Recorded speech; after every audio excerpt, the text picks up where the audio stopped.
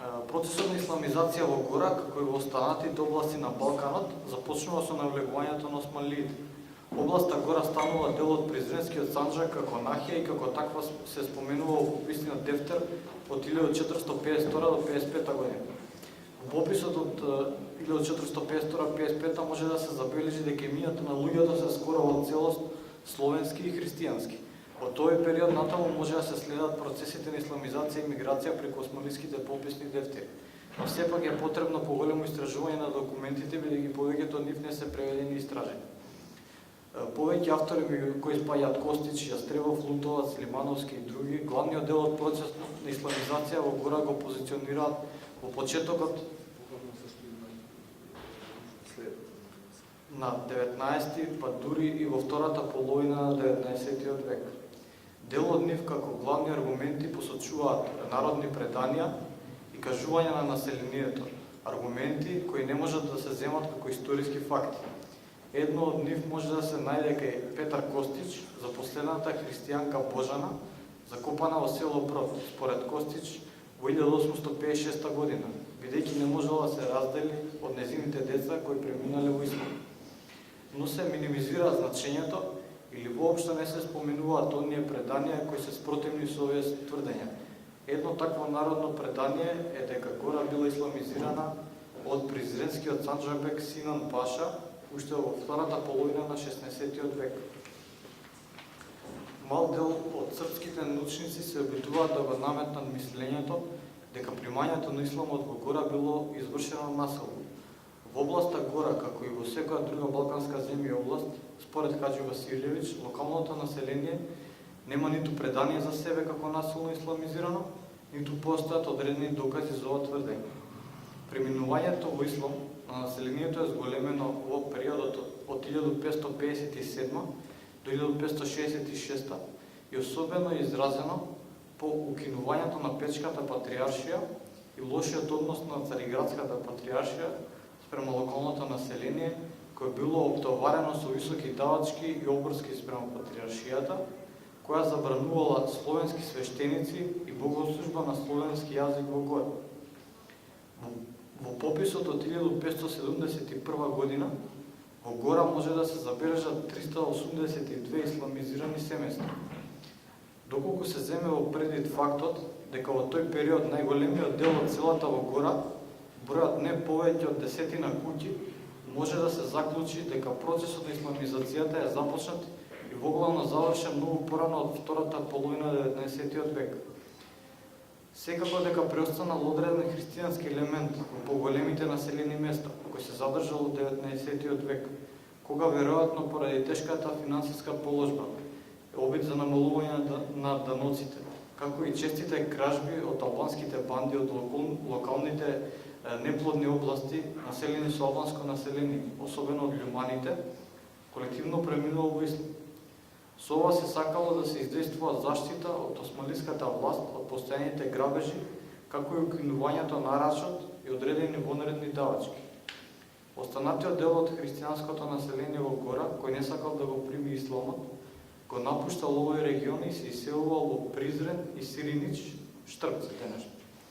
Еден таков пример е семејството на познатиот српски книжевник од Призрен Петар Костич, кој во потекло во Гора, на неговото семејство се преселило во Призрен во почетокот на 19-тиот век. Голем дел од тоа православно население се преселило и во селата Долно Палчиште, Теарце и други села од Тетовско. Кон овој дел од селувањето било најголемо поради мислењето на населениците дека нивниот говорен јазик е сроден и близок со говорен јазик на Тетово и Тетовско. Преминувањето во ислам било постепено. Најпрво исламот го примале малите и загрозени места кои биле од директен контакт и судрир со албанските банди, додека на крајот исламот го примило најголемото и најбогато населено место во областа Гора, селото Брод. Дека процесот на исламизација е целосно завршен во втората половина на 19-тиот век, говори и фактографијата од истражувањата спроведени од страна на рускиот конзул во Призрен Иван Степановиќ Јастребов. За време на неговите патувања низ Призренската област во периодот од 1 април 1870 до 18 август 1874 година, тој успева да собере податоци за оваа област. Според неговите податоци за Гора може да се забележи дека во моментот на неговите истражувања исламизацијата е целосно завршена. Податоците на Стрелов изгледаат вака: број на села во Гора 31, купен број на домови 2617, јазична структура по него српски јазик исто 2617, албански јазик 0, православни 0, сите муслимани. Во повеќе наврати тој се обидува да го протегне процесот на исламизација во Гора се до 20 години пред неговото истражување, најчесто повикувајќи се на раскажување на локалното население. Тој исто така користи приказната за Божана, која во неговиот труд е наведена под името Марија. Доколку овие негови наводи се точни, тогаш зошто не споменува ниту еден жител кој наводно ја познава оваа жена, бидејќи се работело само за период помало од 20 години.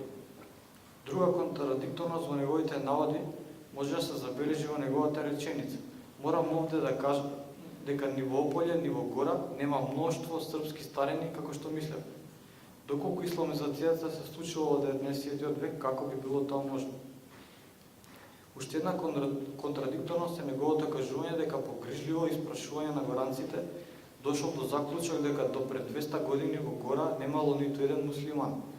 Ова тврдење е во спротивност со горе наведениот османлиски попис од 1271 година, каде што во Гора има 382 исламизирани семејства. Оваа теза ја побиве и надписот на Мличката џамија кој е постар од 400 години.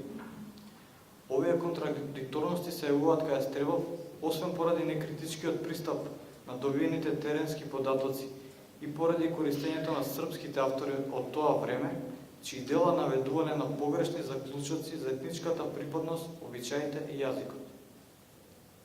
Покрај фактот за исламизацијата во Гора, населението си го задржало својот јазик поради компактноста на населението кој не се нарушила до денес. Причините за ова биле нивната изолираност и фактот што оваа етничка заедница не се сродувала со албанските соседи, наоѓајќи причини во различноста на јазикот, обичаите, носијата и фолклорот. Без претензии да навлегуваме во длабоки толкувања на процесот на исламизација во областа Гора, може да се заклучи дека таа представувала долготраен процес кој временски не може да се позиционира само во 19 век и за кој е потребно критичко и непристрасно научно испитување, кој нема да биде идеолошки, дневно-политички и религиозно обтоварен.